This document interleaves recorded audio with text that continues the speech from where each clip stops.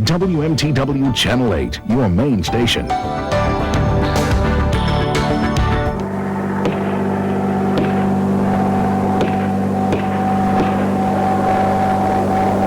It's Sunday, March 14th. One man is arrested in a dramatic standoff on the main Turnpike this afternoon that shut down the highway for 2 hours.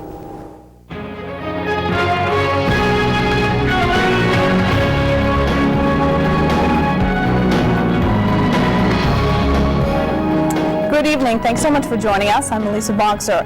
It was shortly after 12 o'clock. State police received numerous calls saying a brown van was driving erratically at a high rate of speed northbound on the main Turnpike. Channel 8's Dick Goslin and photographer Don Seavey were in Saco when they first heard the scanner traffic. They ended up with some dramatic exclusive video of the standoff that followed. Dick is in our Portland bureau to tell us about it. Hi, Dick.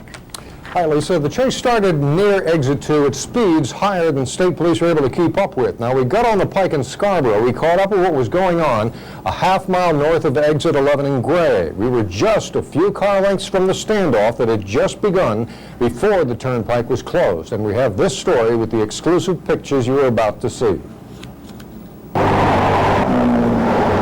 Sergeant George Dennison started the chase in Wells. He was later joined by Trooper Robert Byron. We then located the vehicle northbound on the Turnpike. The vehicle is traveling probably in excess of 120 miles an hour, using the breakdown lanes on both sides, forcing cars off the road. We were continuously getting calls on the vehicle. We were finally able to use spike mats just north of exit 11 here, and we're able to spike the right front tire, and the vehicle's come to rest where you see it here.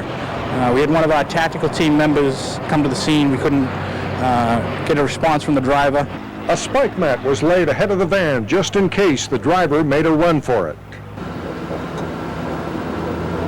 At low altitude, the state police planes circled above.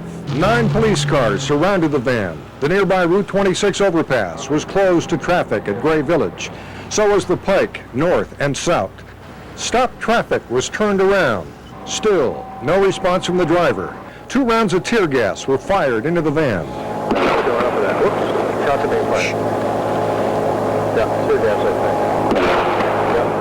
Still, no response from the driver. With the assistance of the Portland Police Department, we used a couple of their tactical shields. We were able to approach the vehicle.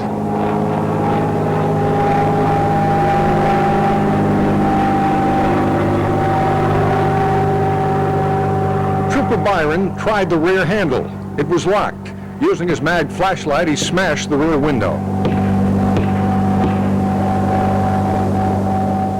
Other troopers approached as they dragged the sole occupant out of the van. He appeared to be unconscious. Trooper Byron, who was right there close up, said he was not. He seems coherent.